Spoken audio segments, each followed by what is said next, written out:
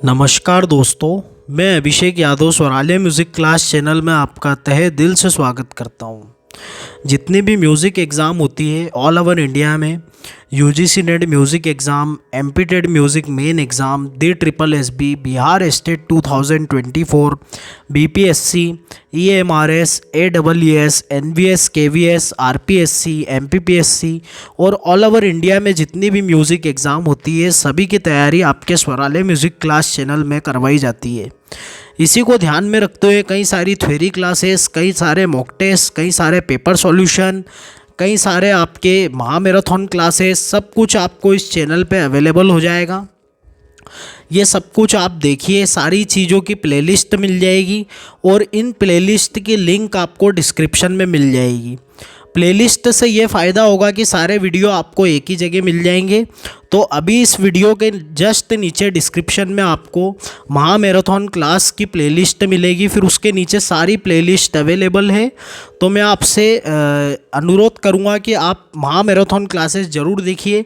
इससे आपको पता चलेगा कि स्वरालय म्यूज़िक क्लास चैनल में किस प्रकार का और क्या पढ़ाया जाता है और कितना पढ़ाया जाता है। तो ये चीज़ को आप थोड़ा सा करके देखिए। और दूसरी चीज़ ये कि अभी हमारी जो न्यू मॉक टेस्ट सीरीज़ चल रही है इससे आप जुड़ जाइए। इसमें मैं 4 मॉक टेस्ट आपके करा चुका हूँ। थोड़ा सा शेड्यूल थोड़ा बिजी चल रहा था, उस कारण अभी 2 दिन से आपकी क्लास नहीं हो पाई।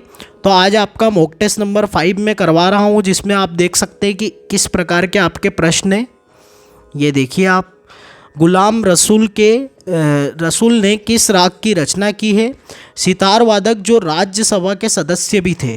तो इस प्रकार के बेहतरीन प्रश्न आपको हमारे मॉक टेस्ट में मिलेंगे, तो आप इससे भी जुड़ जाइए। इसके पहले 3 थ्योरी क्लास भी मैंने लिए बढ़िया सी, जिसमें आपके भरत की चतुसारना, पाश्चात्य संगीत से रिलेटेड एक क्लास ली और वीणाओं की, जो कि तीनों ही क्लास आपके लिए बहुत इंपॉर्टेंट है और बहुत इंपॉर्टेंट टॉपिक है। तो इनको भी आप ज़रूर देखिएगा। अब क्लास शुरू करने से पहले मैं आपको बता दूं कि ये बैचेस चल रही हैं, जिसमें आपके यूजीसी नेट 2024 जून के लिए, दी ट्रिपल एसबी 2024, बिहार स्टेट 2024 और आगामी जितनी भी एग्ज़ामें हैं, अगर उसके लिए आप रजिस्ट्रेशन करवाना चाहते हैं तो आप मेरे इस नंबर पर कांटेक्ट कर लीजिए।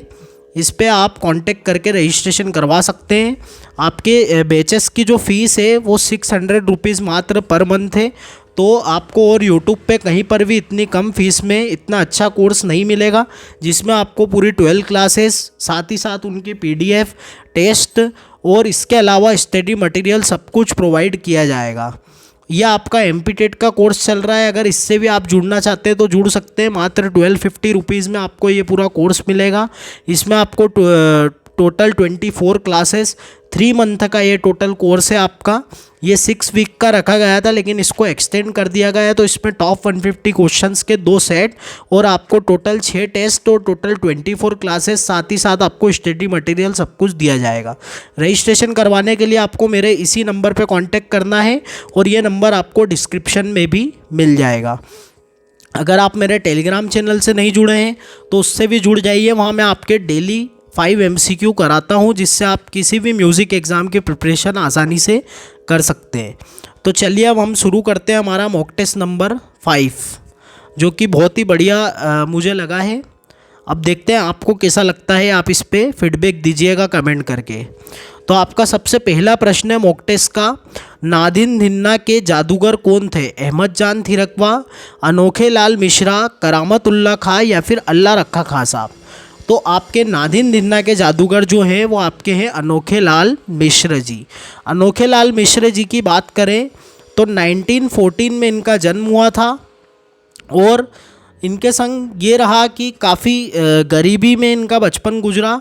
इनके पिता तो अच्छे सारंगी वादक थे, बुद्धू खां इनका नाम था। इनके पिता का बुद्धू खां मिश्र ऐसा नाम था इनका। तो काफ़ी फेमस कलाकार थे सारंगी वादन में।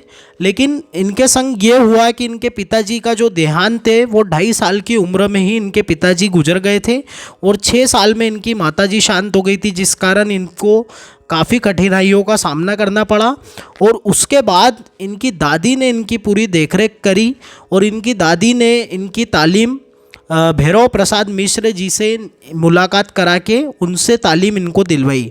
और भैरव प्रसाद मिश्र जी उस समय बनारस घराने के काफ़ी विख्यात तबला वादक थे, तो उनसे इन्होंने 15 साल तक तालीम ली और काफ़ी अच्छे तबला वादक बने। 18-18 घंटे इन्होंने रियाज भी करा और इसीलिए इनको नादिन दिन्ना का जादूगर कहा जाता है, क्योंकि इन्होंने नादिन दिन्ना जो बोल होता है यानी त्रिताल के जो बोल होते हैं उसको इस प्रकार से तबले पे उतार दिया कि आज तक कोई भी कलाकार और आने वाले कोई भी कलाकार के लिए लगभग नामुमकिन है नादिन दिन्ना इस प्रकार बजाना। चलिए नेक्स्ट चलते हैं। जानकारी अच्छी लगी हो तो लाइक ज़रूर कीजिएगा। चंद्र नंदन राग किसके द्वारा निर्मित है? अभी थोड़े समय पहले मैंने मॉक टेस्ट करवाए थे, तो मॉक टेस्ट में आपके चंद्र नंदन राग के बारे में बताया था। इसके पहले मैं आपको एक चीज़ ये भी बता दूं कि मॉक टेस्ट जो सीरीज़ चल रही है इसकी भी एक प्लेलिस्ट की लिंक आपको डिस्क्रिप्शन में मिल जाएगी, जो कि मेरी महामैराथन क्लास के महामैराथन क्लास की जो प्लेलिस्ट है उसके जस्ट नीचे आपको मिल जाएगी। और उसमें सारे मॉक टेस्ट मैंने सेव कर रखे हैं, तो आप सारे मॉक टेस्ट देखिएगा। अब इसमें चंद्र नंदन राग किसके द्वारा निर्मित है इसकी बात करते हैं, तो कुमार गंधर्व जी, देबू चौधरी, अमजद अली खां या फिर अली अकबर खां। तो मैंने आपको बताया था कि अली अकबर खां साहब ने चंद्र नंदन राग की रचना करी है, जिसमें इन्होंने 5 रागों का मिश्रण किया है। चंद्रकोंस, मालकोंस, नंदकोंस और आपका नंदकोंस हो गया, चंद्रकोंस हो गया, मालकोंस हो गया और एक कांगड़ा का प्रकार। इस प्रकार 4 रागों का मिश्रण, इसमें 5 नहीं, माफ़ी चाहूँगा, 4 रागों का मिश्रण क्या है जिससे ये चंद्र नंदन राग आपका बनता है। अमजद अली खां साहब की बात करें तो अभी थोड़े दिन पहले ही मैंने मॉक टेस्ट में बताया था, फिर से मैं आपको रिवीजन करवा देता हूँ। प्रियदर्शनी इनका राग है, ये आपको याद रखना है। कुमार गंधर्व जी के भी कई राग है, जिसमें एक गांधी मल्हार है, गांधी मल्हार फेमस, तो ये आप नोट कर लीजिएगा। और देबू चौधरी जी का भी अभी कल परसों मैंने जो आपका मॉक टेस्ट लिया था उसमें बताया था, तो विश्वेश्वरी मॉक टेस्ट नंबर 4 में है आई थिंक। तो इस प्रकार से सारे लोगों के, सारे जो कलाकार हैं उनके मैंने बता दिया आपको कौन कौन से राग उन्होंने निर्माण किए। नेक्स्ट प्रश्न है आपका प्रमाण श्रुति, और इसका करेक्ट आंसर आपका अली अकबर खां साहब हो जाएगा। प्रमाण श्रुति किस श्रुति संख्या पर स्थित है? तो भरत की चतुसारना में जो प्रथम सारना होती है उसमें ही प्रमाण श्रुति सिद्ध की है भरत मुनि ने, जिसको उन्होंने प्रमाण श्रुति नाम दिया है। अब उसमें उन्होंने क्या करा था कि पंचम की एक श्रुति उतारी, जिससे पंचम जो 17वीं श्रुति पर था वो 16वीं श्रुति पर आ गया और वीणा के मतलब दूसरी वीणा के उसमें आ गया। तो ऐसे पंचम की जो है वो आपकी 3 श्रुति हो गई और मध्यम ग्राम वहाँ पे स्थापित हो गया आपका, जिस कारण आपका प्रमाण श्रुति उन्होंने नाम दिया और इसको 16वीं श्रुति पर ये स्थित है। नेक्स्ट चलते हैं। कंपित क्या है? मूर्छना, गमक, प्रबंध या फिर जाति। तो कंपित जो है आपका वो गमक से संबंधित है। मूर्छना आपकी कितनी है प्रत्येक ग्राम की? तो प्रत्येक ग्राम की आपकी 7 मूर्छना है। और कितने प्रकार की मूर्छना मानी गई है? तो 4 प्रकार की मानी गई है, चाहे वो कोई सा भी ग्रंथकार हो, भरत मुनि हो, संगीत रत्नाकर के सारंगदेव जी हो या कोई भी हो, ये आपको याद रखना है। प्रबंध की बात करें तो प्रबंध एक बहुत ही विस्तार टॉपिक है, जिसमें आपके 4 धातु 6 अंग, 4 धातु 6 अंग और 5 जाति का वर्णन मिलता है। और प्रबंध आपके 3 प्रकार के देखने को मिलते हैं, षोड, आलिक्राम और विपकीर्ण। तो ये सब आप नोट कर लीजिएगा। और जाति की बात करें तो भरत मुनि ने कितनी जातियां बताई हैं? 18 जातियां कुल बताई है। नेक्स्ट चलते हैं। बिंदादिन महाराज रचनाकार थे ख्याल, टप्पा, ठुमरी और गज़ल। अब यहाँ पे ये क्वेश्चन काफ़ी लोगों को अचंभित करेगा, क्योंकि बिंदादिन महाराज तो नृत्य से संबंधित है। बिंदादिन महाराज जो हैं वो आपके नृत्य से संबंधित है। 1830 में इनका जन्म हुआ है। 1830 में 1830 में इनका जन्म हुआ है। तो बिंदादिन महाराज तो आपके नृत्य से संबंधित है। तो फिर ये क्या है? तो बिंदादिन महाराज गायन भी जानते थे और कई सारी ठुमरियों की रचना उन्होंने की थी। ख्याल नहीं, टप्पा नहीं, गज़ल नहीं, ठुमरियों की भी रचना उन्होंने की थी। और कितनी ठुमरियों की रचना की थी? तो 1500 ठुमरियों की रचना की थी। ये आपसे एग्ज़ामों में पूछा जा सकता है, काफ़ी इंपॉर्टेंट और बहुत अच्छा प्रश्न है ये अभी तक का। तो इस चीज़ को आप याद रखिएगा। ऐसे ही प्रश्न आपके एग्ज़ाम के लिए एग्ज़ाम में आपको दुविधा में डालते हैं, क्योंकि इस प्रकार का हमने कुछ पढ़ा नहीं होता है। हमको ऐसा लगता है कि हमने जो पढ़ लिया है वही काफ़ी है, लेकिन हमको और डीप में पढ़ना होगा। इस प्रकार से देख सकते हैं आपके कितना कठिन और कितना बढ़िया प्रश्न इसमें है। नेक्स्ट आपका आता है, का करूँ सजनी आए ना बालम ठुमरी किस संगीतज्ञ का स्मरण कराती है? फैयाज खां साहब, बड़े गुलाम अली खां, हस्सू अद्दू खां या फिर आपके अलाउद्दीन खां? तो फैयाज खां बिल्कुल नहीं है। बड़े गुलाम अली खां जो हैं वो इसके रचनाकार हैं आपकी का करूँ सजनी आए ना बालम। और साथ ही साथ इसमें याद पिया की आए, ये भी आप नोट कर लीजिएगा कि ये जो फेमस ठुमरी है ये भी इन्हीं की है। फैयाज खां साहब की जो है बाजू बंद खुल खुल जाए, ये वाली जो है इनकी फेमस ठुमरी है, बाजू बंद खुल खुल जाए। फिर इसमें हस्सू अद्दू खां जो है आपके, ये आपके ग्वालियर घराने से संबंधित है, ग्वालियर घराने से। और अलाउद्दीन खां साहब आपके मैयर घराने के, मैयर घराने के, मैयर बैंड के संस्थापक भी हैं। और अलाउद्दीन खां साहब की एकेडमी कहाँ है? भोपाल में। तो ये कुछ नई जानकारी मैं आपको दे रहा हूँ, ये सब कुछ आप नोट कर लीजिएगा। कई स्टूडेंट इसमें लगाए आते हैं मैहर, लेकिन उनकी एकेडमी जो है वो भोपाल में है। बिरजू महाराज कथक के किस घराने से संबंधित है? लखनऊ, आगरा, बनारस या फिर जयपुर?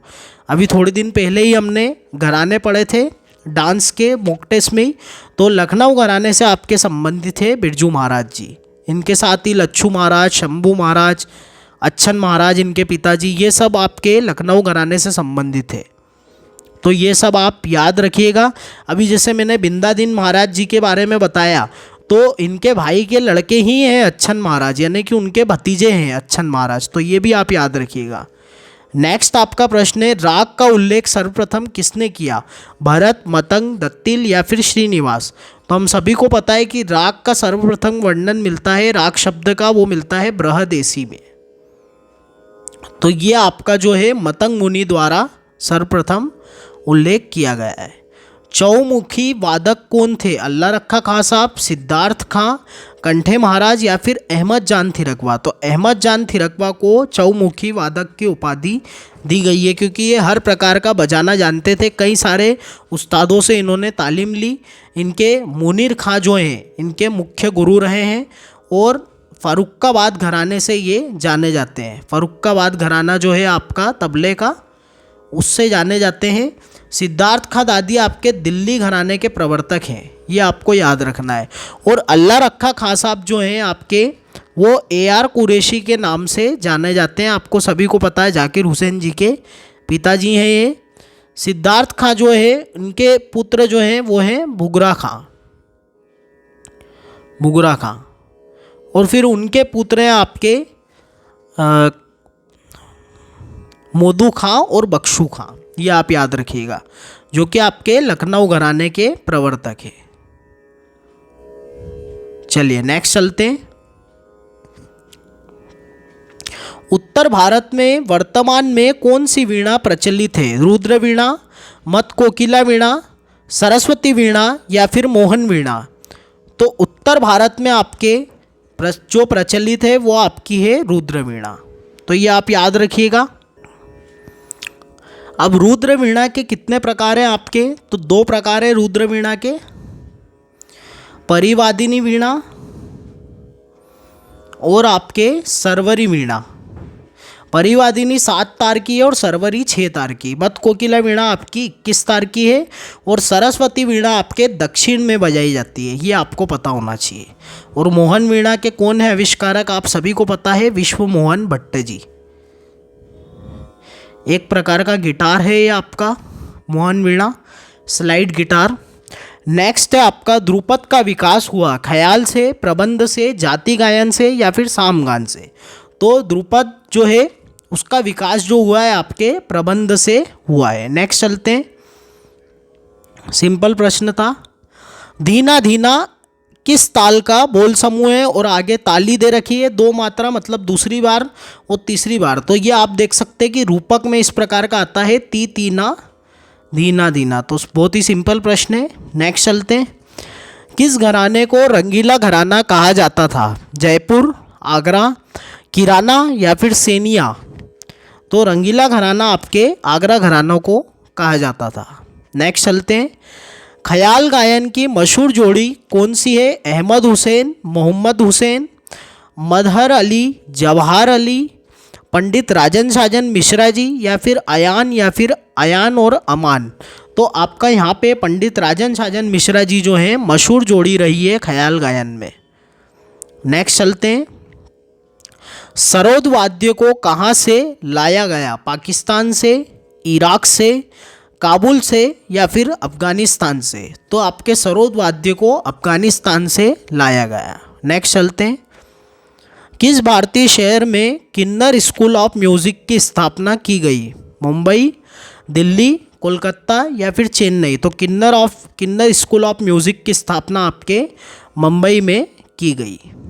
सिंपल प्रश्न है, ज़्यादा कठिन नहीं है। ये थोड़ा सा आपके लिए नया होगा। शुभ लक्ष्मी नृत्यांगना थी कथक की, कथकली की, भरतनाट्यम की, ओडिसी की? तो शुभ लक्ष्मी जी जो है वो आपके भरतनाट्यम की नृत्यांगना थी। या आपके वो गाने वाली शुभ लक्ष्मी जी नहीं है, ये बात ध्यान रखिएगा। वो शुभ लक्ष्मी अलग है आपके और ये अलग है। नेक्स्ट चलते हैं। राग ध्यान का वर्णन किस ग्रंथ में है? संगीत पारिजात, संगीत सार, संगीत समय सार या फिर संगीत दर्पण? तो राग ध्यान का वर्णन आपके संगीत दर्पण में मिलता है दामोदर पंडित जी द्वारा। संगीत सार आपका किसका ग्रंथ है? विद्यारण्य जी का है।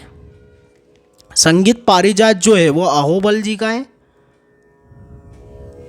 संगीत समय सार जो है आपका वो है पार्श्वदेव जी का, पार्श्वदेव। नेक्स्ट चलते हैं। ये आ गया आपका जो मैंने थंबनेल में डाला था प्रश्न। उस सितार वादक का नाम बताइए जो कि राज्य सभा के सदस्य भी थे। अब देखिए ये काफ़ी यूनिक और काफ़ी अच्छा प्रश्न है जो अभी तक आपको कहीं देखने को नहीं मिला होगा। हलीम जफ़र, पंडित रविशंकर, इनायत खां या फिर निखिल बैनर्जी? तो ऐसे सितार वादक जो राज्यसभा के सदस्य भी थे वो आपके हैं पंडित रविशंकर। हलीम जफ़र जी इंदौर घराने से हैं, ये आप याद रखिएगा। पंडित रविशंकर जी जो हैं वो आपके मेहर घराने से हैं। इनायत खां इमदाद खानी घराने से हैं, इमदाद खानी घराना, ठीक है, इटावा घराना भी कहते हैं इसको।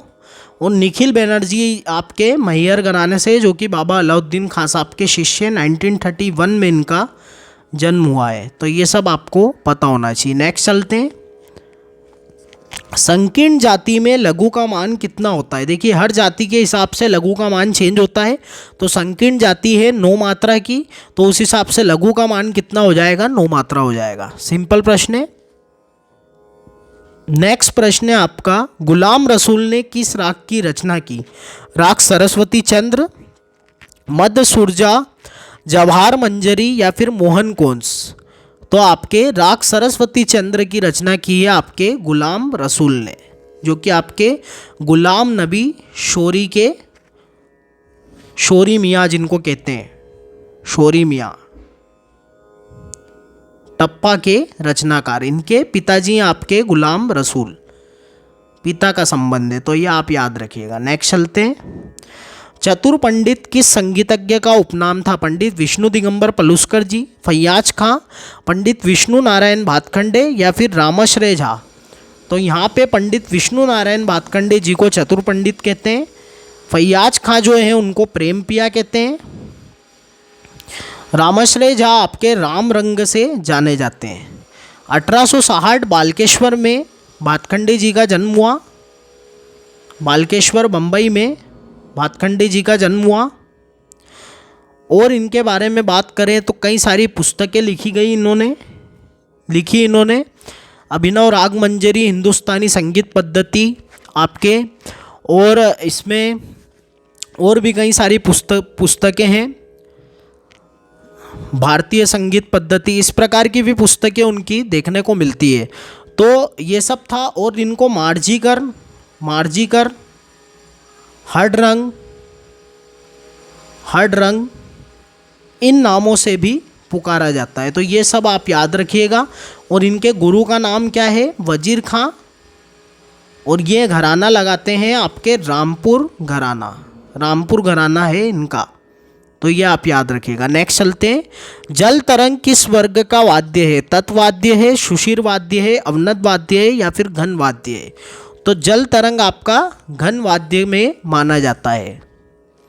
वैसे इसमें स्वर भी निकलते हैं, लेकिन इसको घन वाद्य की कैटेगरी में ही रखा गया है। नेक्स्ट चलते हैं। कर्नाटक संगीत में ठुमरी के समान गीत प्रकार का नाम बताइए। पदम, गीतम, जावली या फिर वर्णम? तो आपका ठुमरी के समान है आपके जावली। नेक्स्ट चलते हैं। नाद उत्पादक वस्तु की तारता किस पर निर्भर करती है? कंप विस्तार पर, आवृत्ति पर, वेग पर या फिर घनत्व पर? अब यहाँ पे तारता की बात करी हुई है, यानी फ्रीक्वेंसी की बात कर रहे हैं यहाँ पे। तो तारता जो है आपकी वो फ्रीक्वेंसी से ही यानी आवृत्ति से ही आपके संबंधित है। तो ये आपको पता होना चाहिए। तो इस प्रकार के प्रश्न थे आपके आज के मॉक टेस्ट में, और काफ़ी बढ़िया प्रश्न थे जो मुझे लगे। ये देखिए, आप देख सकते हैं स्क्रीन पे, ये मैंने करवा भी दिए हैं। ये दोनों ही प्रश्न करवाए और काफ़ी बेहतरीन प्रश्न थे। तो आपको आज का मॉक टेस्ट कैसा लगा? इसी प्रकार के मॉक टेस्ट मैं आपके लिए लाते रहूँगा हर एक दिन छोड़ के। अभी बीच में इसलिए गैप हो गई थी, थोड़ा सा शेड्यूल थोड़ा गड़बड़ हो गया था, उस कारण बिजी था थोड़ा शेड्यूल, तो उस कारण थोड़ा सा हुआ। बाकी आप निश्चिंत रहिए, आपके मॉक टेस्ट आते रहेंगे। आप सारी चीज़ें देखिए, मॉक टेस्ट देखिए, मेरे सारे वीडियो देखिए। आज की तारीख में 100+ वीडियो आपको इसी चैनल पे अवेलेबल हो जाएंगे, जो कि आपको किसी भी म्यूज़िक एग्ज़ाम में काफ़ी हेल्प करेंगे। और स्पेशली मैं रिकमेंड करूँगा कि आप मेरी महामैराथन क्लास, सारे पेपर सॉल्यूशन सब कुछ देखिए, ताकि आपको पता चले कि क्या और किस लेवल का यहाँ पे पढ़ाया जा रहा है, और आप इस चैनल से जुड़िए। तो आप मेरा ये वीडियो भी देखिए, सारे मॉक टेस्ट देखिए, मॉक टेस्ट सीरीज़ पूरी जो चल रही है नई वाली वो पूरी देखिए, महामैराथन क्लास देखिए, सब कुछ देखिए। और अगर आपको सारे वीडियो, सारी क्लासेस सब कुछ अच्छा लगे और दिल से आवाज़ आए, तो मेरे चैनल को लाइक, शेयर और सब्सक्राइब जरूर कीजिएगा। Thank you so much. जय श्री राम।